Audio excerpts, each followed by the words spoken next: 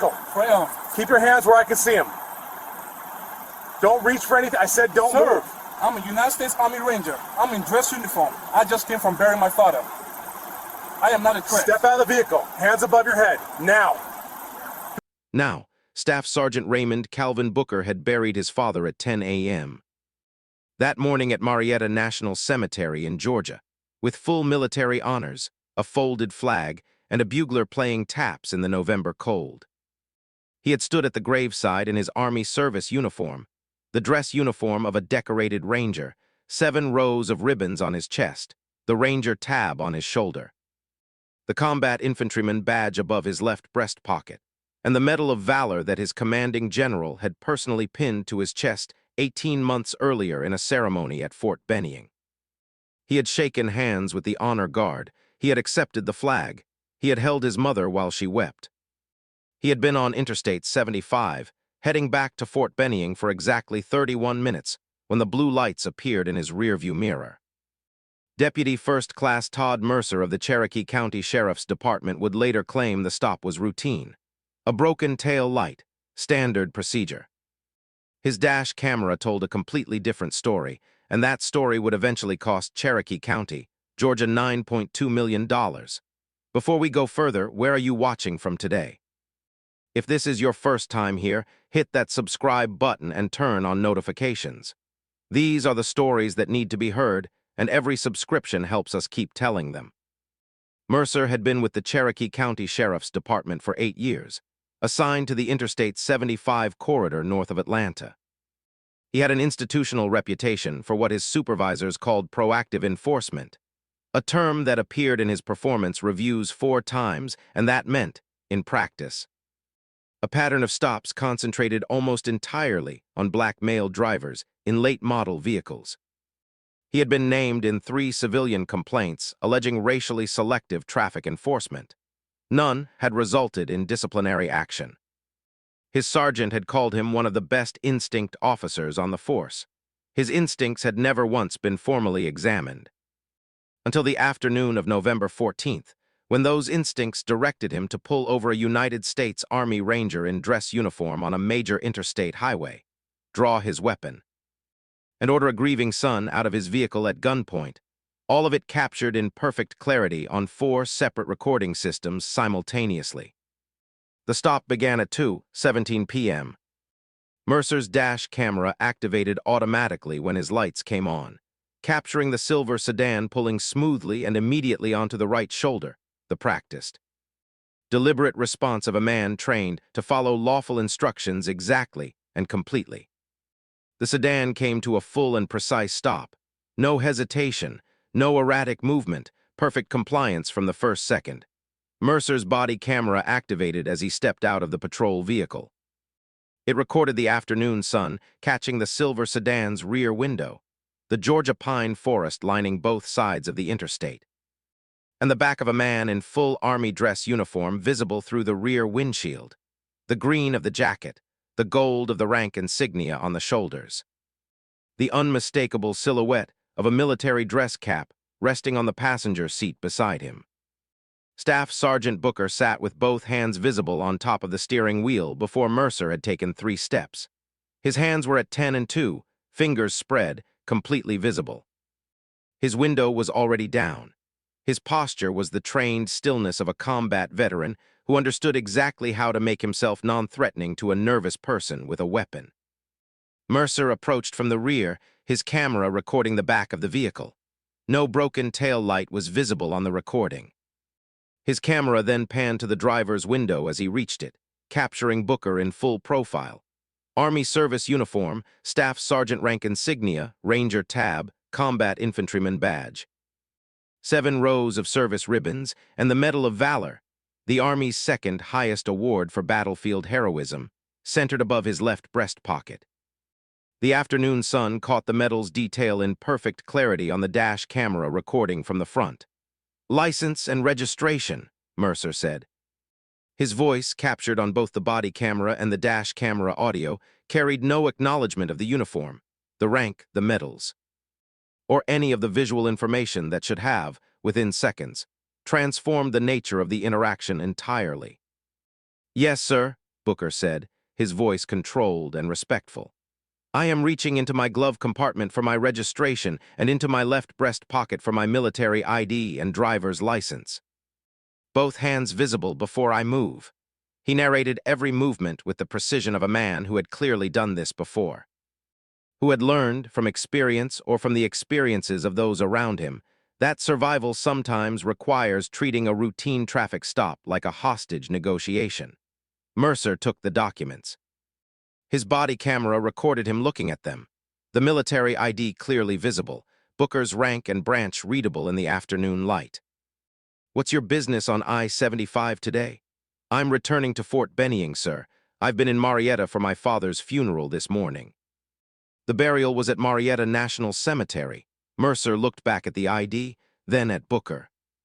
Then at the folded American flag resting on the back seat. The flag that had covered his father's casket 3 hours earlier, presented by the honor guard.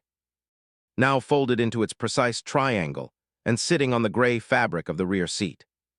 Step out of the vehicle, please. The dash camera captured Booker's hands tightening slightly on the wheel before relaxing. May I ask the reason for the stop and the reason you need me to exit the vehicle, sir?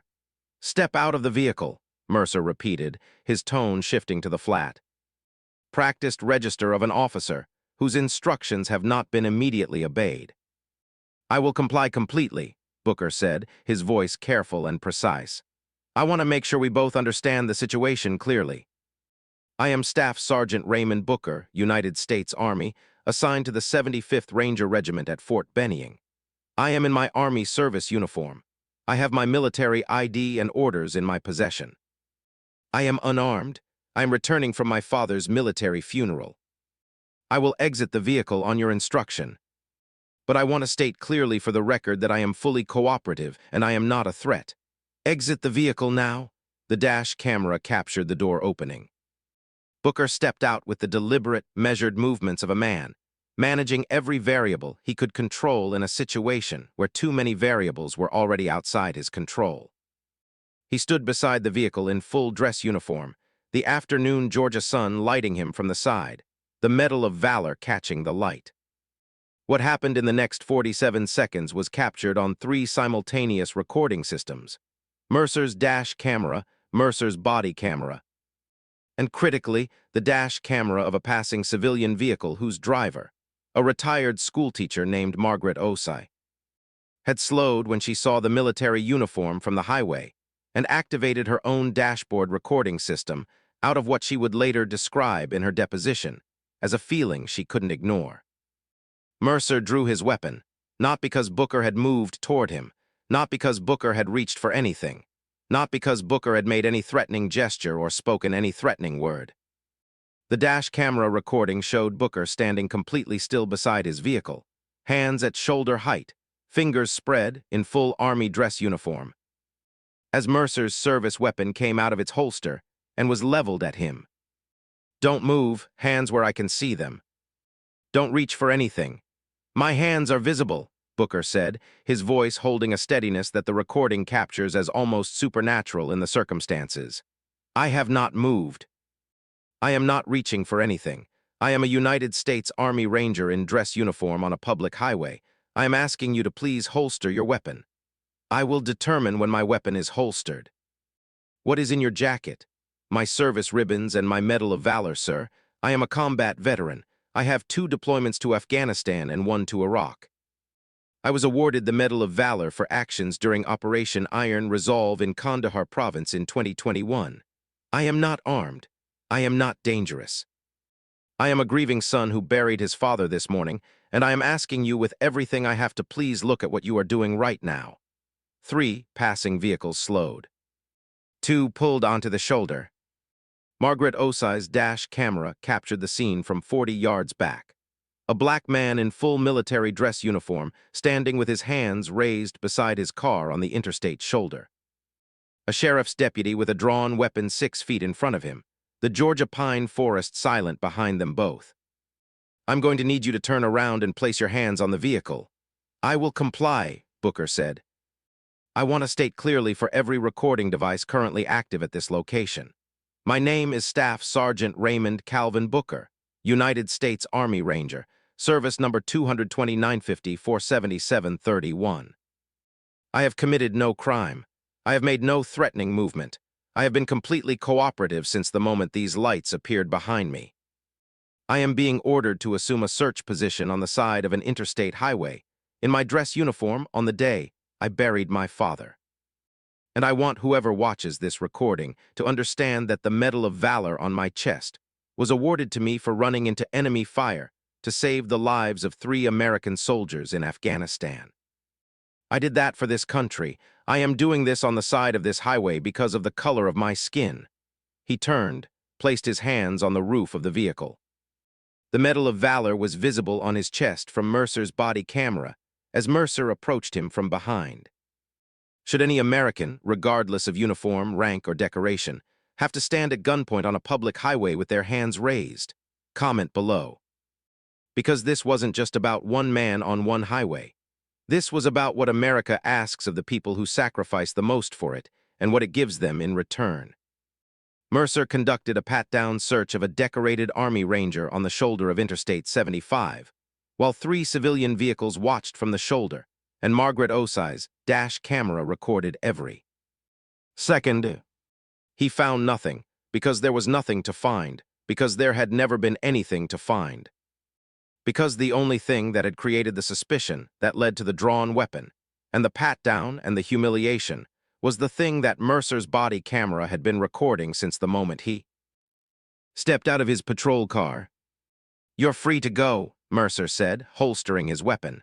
Booker lowered his hands from the roof of his vehicle. He turned around slowly, his dress uniform jacket now marked with dust from the car's surface, a thin smear of gray against the green of the Army fabric. He looked at Mercer for a long moment. The dash camera captured both their faces in profile. "I want your name and badge number, please." Mercer provided them. "Thank you," Booker said. His voice was still controlled, still precise.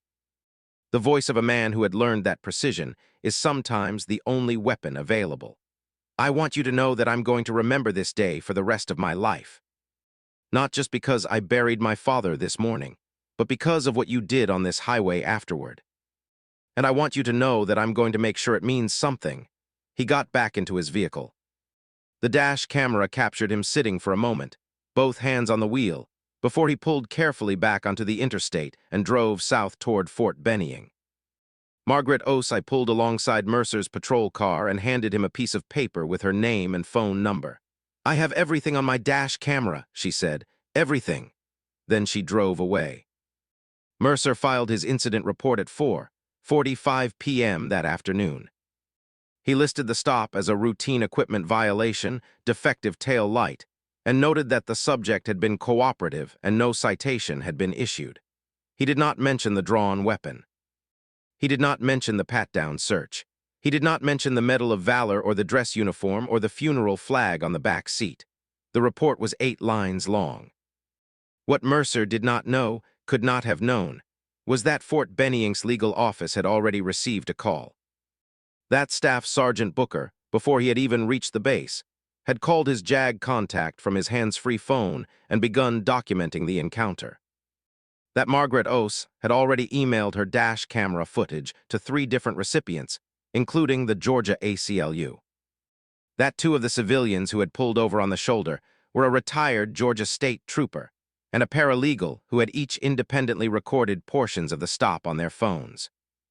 And that Booker's own vehicle, a 2022 model with an integrated forward-facing dash camera, had recorded the entire stop from the front, including Mercer's face, his drawn weapon, and every second of the pat-down in 4K resolution.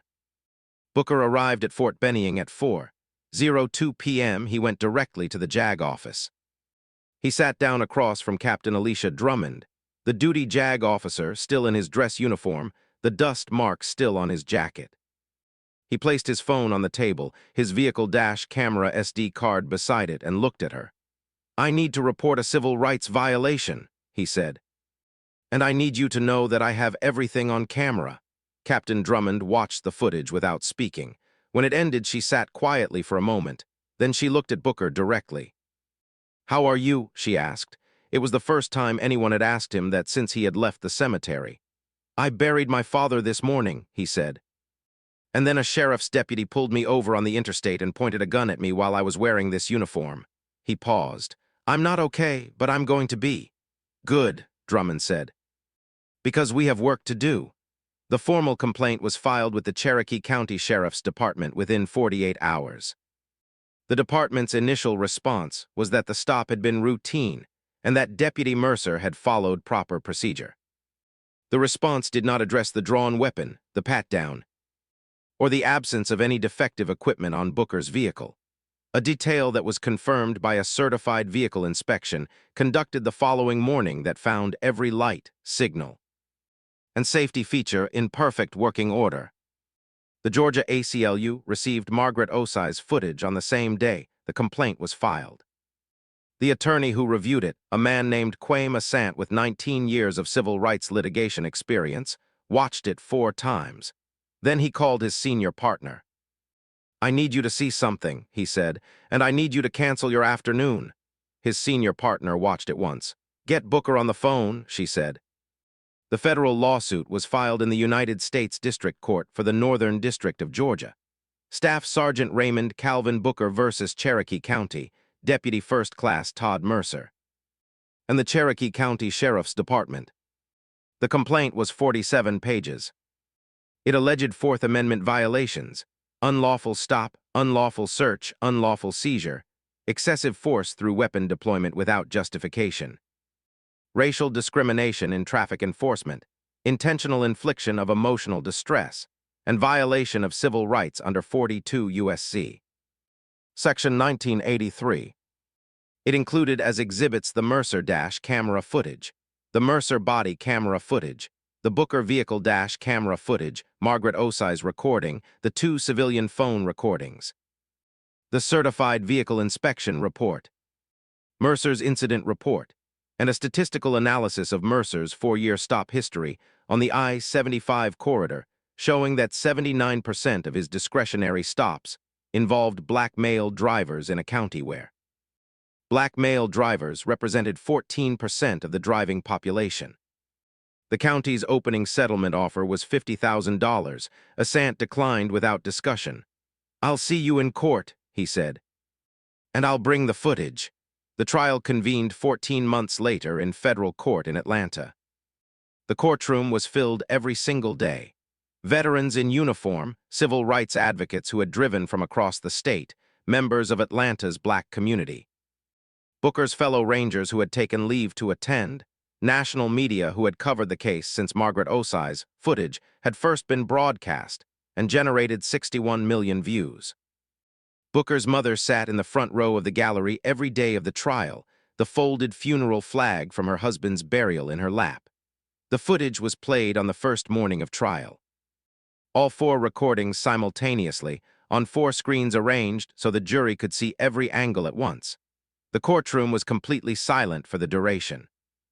The jury watched a man in full Army dress uniform, Medal of Valor visible on his chest, step out of his vehicle with his hands already raised and narrate every movement for the safety of the officer approaching him. They watched him stand at gunpoint on the shoulder of an interstate highway and speak with a composure that several jurors would later describe as the most remarkable thing they had ever witnessed. They watched the pat-down search of a decorated combat veteran on the side of the road, while civilian traffic slowed around them. They watched Mercer's incident report on the screen beside the footage, 8 lines. No mention of the weapon, no mention of the search. No mention of the uniform or the medal or the flag. And they watched those 8 lines beside 4 simultaneous camera recordings that documented everything Mercer had chosen not to write down. 2 jurors were in tears before the footage ended. The others sat in a stillness that the courtroom observers described uniformly as the silence of people who have just had something confirmed that they had long suspected, but never seen documented. With such complete and devastating clarity, Booker testified for 8 hours over 2 days. He spoke about his father, a retired postal worker and Army veteran who had served in the Gulf War, and who had taught his son from the age of 7 that the uniform of the United States military was the highest form of public service a person could choose. He spoke about his own enlistment at 18, his Ranger selection at 21, his deployments. The specific morning in Kandahar province, when he had run across 40 meters of open ground under active fire to reach 3 wounded soldiers and carry them one by one to cover. He spoke about the Medal of Valor ceremony, about his father standing in the front row in his own Army veteran's blazer with tears on his face. He spoke about the funeral that morning, the folded flag, the bugler, his mother's hand in his. And then he spoke about the blue lights in his rearview mirror. "My father taught me 2 things about being a black man in America in uniform," he told the jury, his voice steady and precise, his dress uniform immaculate. The Medal of Valor on his chest, catching the courtroom light. He said the uniform is your armor and your identity. He said it tells everyone who you are and what you stand for. He said wear it with pride and it will protect you. He paused, and for the first time in 2 days of testimony, his voice carried the full weight of everything he was holding. He was wrong. And I think he knew, somewhere deep down, that he was wrong. And I think that's why every single time I left for a deployment, the last thing he said to me wasn't be safe over there. It was be safe coming home. Another pause. Deputy Mercer looked at my uniform, looked at my Medal of Valor, looked at a folded flag on my back seat from my father's military funeral, and still drew his weapon on me. That tells you everything you need to know about what this country asks of black soldiers and what it is still not prepared to give them in return. The expert testimony was comprehensive and devastating. A retired Army general testified that the Medal of Valor is among the most recognizable decorations in the American military, and that the full dress uniform of a Ranger is unmistakable to any observer. With basic law enforcement, military familiarization training. A traffic enforcement expert testified that Mercer's 4-year stop pattern on the I-75 corridor demonstrated a statistically significant racial disparity that could not be explained by any variable other than the race of the drivers. A constitutional law professor testified that the deployment of a firearm during a routine traffic stop, without any articulable threat, violated established Fourth Amendment excessive force standards under every relevant circuit precedent. A forensic vehicle inspector confirmed under oath that Booker's tail light had been fully functional at the time of the stop, meaning that Mercer's stated reason for initiating contact had no basis. In observable fact, the defense argued that Mercer had acted within the scope of his training and that the weapon deployment represented a reasonable precaution given the circumstances. Assange spent 16 minutes on this argument in his closing. He did not raise his voice once. Deputy Mercer's training, he told the jury, apparently did not include recognizing the dress uniform of the United States Army. It apparently did not include identifying the Medal of Valor, the second highest award for battlefield heroism this country bestows. It apparently did not include the basic arithmetic of a man with his hands already raised, moving deliberately, narrating every action in full military dress. On a public highway in the middle of the afternoon, he paused, letting the silence work. "Ladies and gentlemen, Raymond Booker ran into enemy fire in Afghanistan to save 3 American soldiers. He did that for this country, for every person in this courtroom. For the abstract ideal that what we stand for is worth protecting. He came home. He buried his father. He put on his uniform. And then he stood on the shoulder of an interstate highway with his hands above his head and explained to a deputy with a drawn weapon that he was not a threat. He paused one final time. Reasonable precaution does not cover pointing a gun at the Medal of Valor. There is no training that makes that reasonable. There is no qualified immunity that covers willful blindness. The only thing Deputy Mercer saw when he walked up to that car was what he decided to see before he ever got out of his patrol vehicle. The jury deliberated for 6 days. Booker spent it with his mother, with fellow Rangers who had driven from Fort Benning in their own dress uniforms to sit with him, with veterans organizations who had filed formal amicus support, with Margaret Osa, who had driven 3 hours from her home in Kennesaw to be present for the verdict, and who Booker had personally called to thank the week after the lawsuit was filed. When the verdict was announced, the courtroom filled in under 3 minutes, liable on all counts, every single count. Booker's mother pressed the folded funeral flag to her chest. The Rangers in the gallery sat perfectly straight, perfectly still, in the way that people sit when they are trying to hold something enormous inside a composed exterior. Booker stood at the plaintiff's table, jaw tight, eyes clear. The Medal of Valor on his chest, because he had worn his dress uniform to every day of trial, catching the courtroom light one more time. The damages phase lasted 9 days. The jury heard about the psychological impact of the stop, the anxiety that had required clinical intervention, the intrusive memories. The specific damage done when the symbols of a person's sacrifice are rendered meaningless by the institution those symbols represent.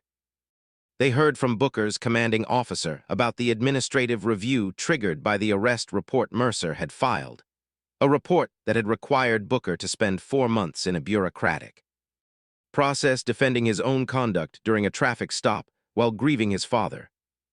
They heard from a military career specialist about the measurable impact on his promotion timeline.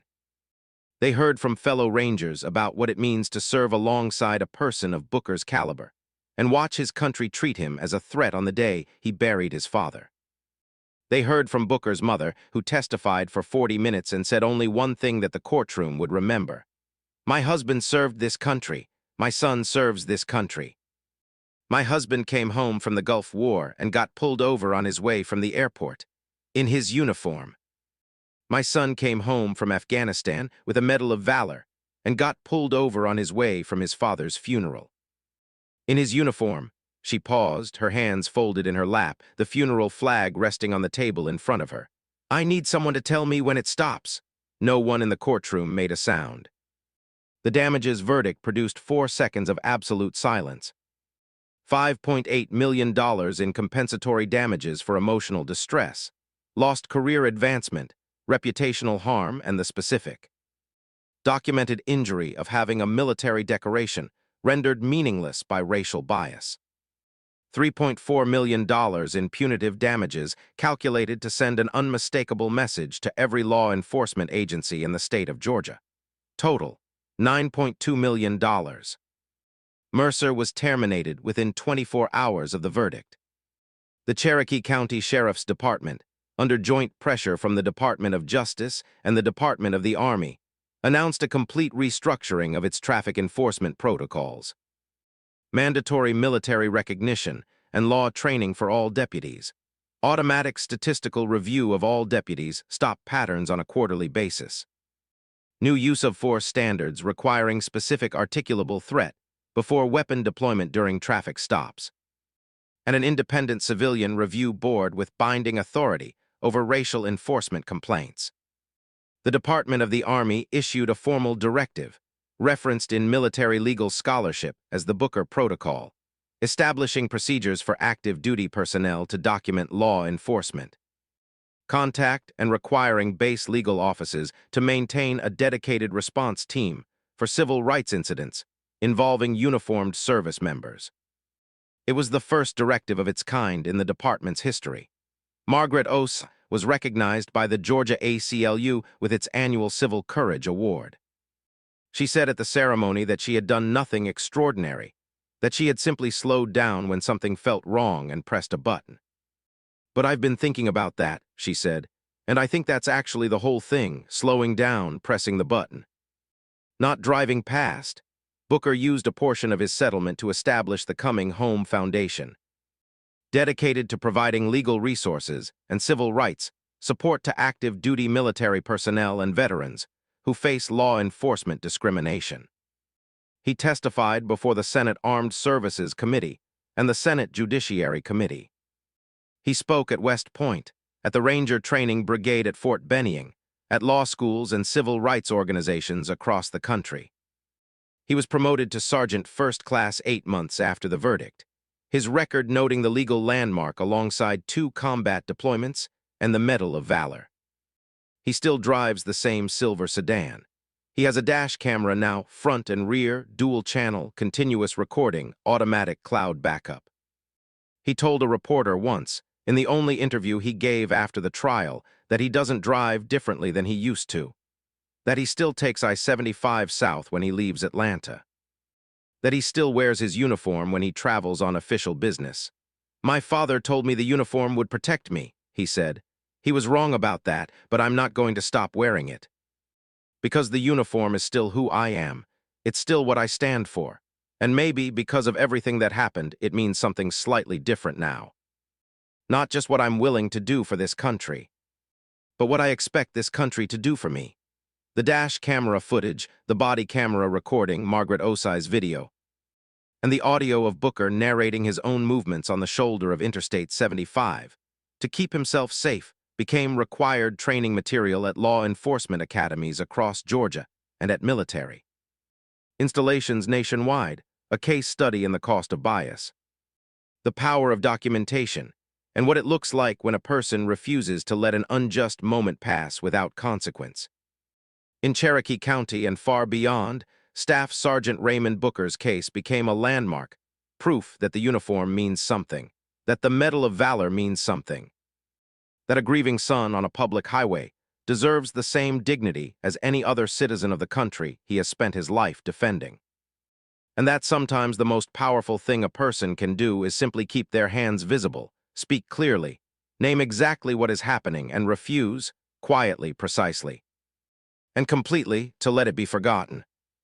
If you believe that the men and women who wear this country's uniform deserve to come home to the same Constitution they defend, that a Medal of Valor should mean something on a Georgia highway, and that slowing down and pressing record can change everything, hit that subscribe button right now and turn on notifications. Tomorrow we have another story of truth documented, justice pursued, and the record set permanently straight. Because the camera doesn't forget, and neither should we.